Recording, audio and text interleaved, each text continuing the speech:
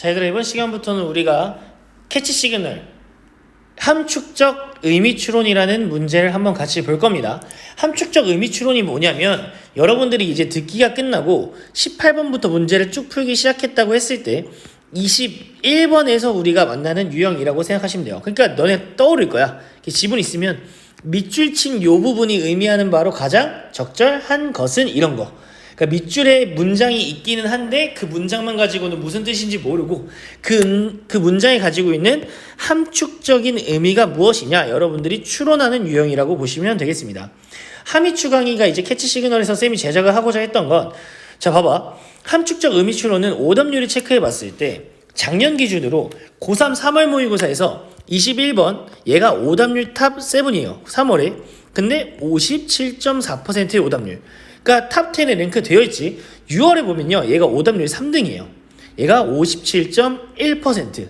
그럼 3월과 6월만 이렇게 어려웠나? 아니지. 9월 보면 21번이 오답률 탑 8에 있죠. 65.2%. 그리고 대망의 수능까지 이 친구는요, 한 번도 빠지지 않고 오답률 탑 10에 들어갑니다.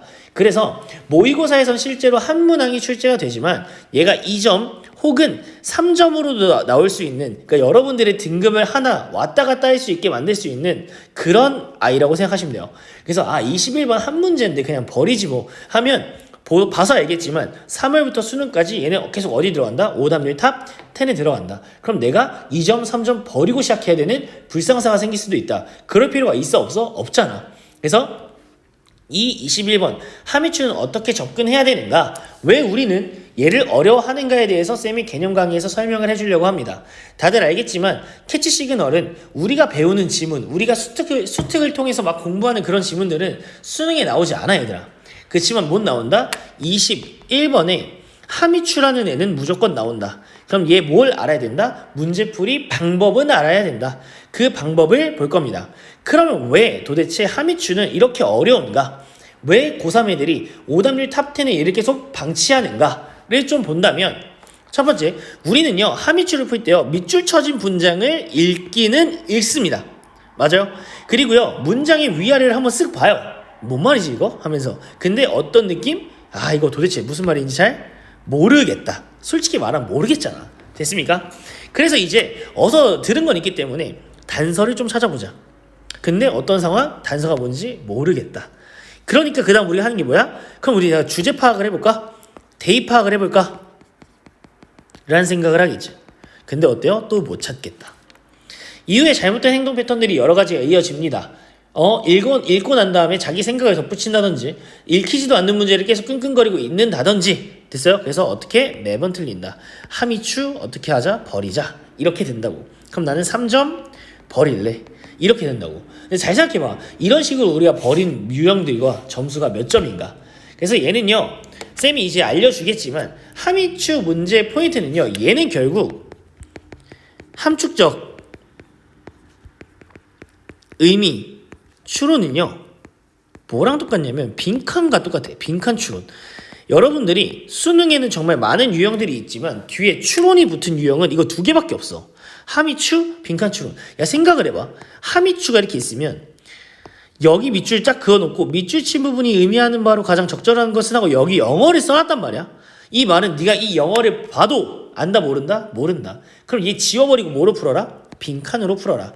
그래서 함의추의 개념은요 빈칸을 푸는 로직과 똑같습니다. 오케이? 그래서 이 캐치 시그널 함의추 이전에 빈칸 유형을 들은 친구들은 빈칸 유형과 똑같아요. 그렇다고 개념 강의 끄지 말고 다시 한번 듣고 여러분들이 내 걸로 다시 한번 만드는 생각으로 또 들으셔야 돼요. 어떻게 한다? 밑줄이 묻는 것. 그래, 이 밑줄을 내가 뭘 알아야 되지? 내가 여기에 가져가야 될 답은 뭐지? 그걸 제대로 구조화 시키셔야 돼요. 즉 퀘스천을 만드셔야 됩니다. 이 여기를 빈칸으로 만든다 했을 때 이 빈칸에 내가 가지고 갈 게 뭐지? 이 빈칸이 나한테 물어보는 건 무엇이지? 라는 구조와 퀘스천을 만드셔야 돼요. 두 번째는요, 글의 핵심적인 내용, 즉 여러분들이 빈칸과 함의추가 똑같다 했잖아. 얘도 결국 여러분들한테 대의 파악을 물어보는 거야. 근데 조금 어려운 대의 파악이 되겠지. 그럼 빈칸이 합치면 10점이고요 얘가 3점 정도거든. 합치면 13점이야 얘들아. 버릴 수 있다 없다? 없다. 정말 많은 점수를 주는 유형입니다. 그래서 얘도 핵심적인 내용, 즉 뭐를 잡겠다? 대입 파악. 즉 이 글의 주제를 반드시 잡아야 한다는 걸 기억하셔야 합니다. 됐습니까? 자, 핵심 키워드 주제, 세부 내용 파악을 그러면 어떻게 하는가를 좀 보면 얘를 파악을 하긴 해야 되는데 이게 가장 중요해. 여러분들이 뇌피셜이라고 하지, 내 생각을 집어넣는 거. 그런 짓 하시면 안 되고요. 정확하게 지문 안에 있는 근거, 정보의 근거에서 지문에 이 말이 있었기 때문에 얘는 근거가 될 수 있어. 지문에 있는 정보, 즉 내가 알고 있는 배경 지식 빼라고. 요게 가장 핵심 포인트야. 내 생각은 빼셔야 돼요. 나랑 이 글을 쓴 글쓴이와 싸울 필요가 없다니까. 됐습니까? 그래서 내가 알고 있는 배경 지식은 빼되 어디에 있는 지문에 있는 정보에 근거하자. 됐습니까? 하미추 문제 포인트 세 번째는요. 논리적인 글의 흐름을 파악해야 돼요. 이건 언제냐면 해석이 안 된다면. 해석이 어렵다면 이 글의 논리적인 흐름, 즉 구조예요. 구조. 이 글의 구조. 이 글의 구조를 파악하면서 이 내가 해석이 안 되는 문장들을 넘어갈 수 있어야 됩니다. 첫 번째, 연결사가 있어요. 연결사. 연결사는 순접의 연결사도 있을 거고 역접의 연결사도 있겠지. 그럼 얘가 뿌리면 뿌리여야 될 거고 마면 마여야겠지. 이런 식으로 순접인가 아니면 마이너스가 플러스가 되었는가, 플러스가 마이너스가 되었는가, 이런 것들을 여러분들이 보실 줄 알아야 됩니다. 됐나요? 자, 이어지는 문장은 같은 말을 한다. 이게 대입 파악을 푸는, 유형을 푸는 기본 마음가짐이야. 자, 여러분들이 풀게 될 모의고사는요, 길어봤자 한 패러그래프예요. 얘가 여기서는 철수가 잘생겼다, 근데 여기서는 철수가 못생겼다, 잘생겼다, 못생겼다, 이런 말이 될 것 같아? 안 될 것 같아? 안 된다니까. 얘는 주제가 하나일 수밖에 없어. 그럼 같은 문장들은요, 이어지는 문장은 같은 말을 할 수밖에 없어요. 뭐가 나오기 전까지? 역접이 나오기 전까지. 그럼 여기까지 다 잘생겼다라고 하든지 아니면 잘생겼어, 뭐가 나오고 근데 애가 행동이 좀 이상해. 그럼 내가 하고 싶은 말은 뭐야? 행동이 이상하다는 거잖아.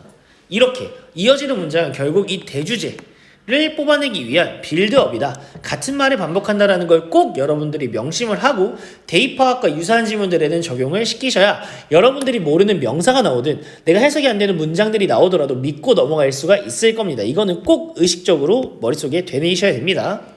세 번째는요, 패러프레이즈예요. 얘는 다른 말로 하기.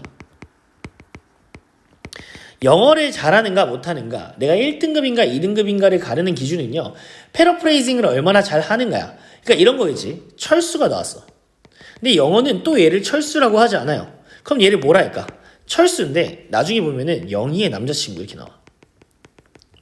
근데 또 밑에 가면은 키 큰 남자애.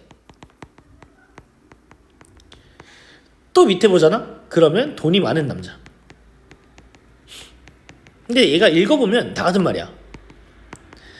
이렇게 같은 철수를 다른 미사역구를 수식 붙여가지고 여러분들에게 소개를 합니다. 그럼 여러분들은 이 흐름을 한번 놓치는 순간 철수를 찾을 수 있다 없다? 없다. 그러니까 패러프레이즈 하는 연습도 계속 하셔야 됩니다. 됐습니까?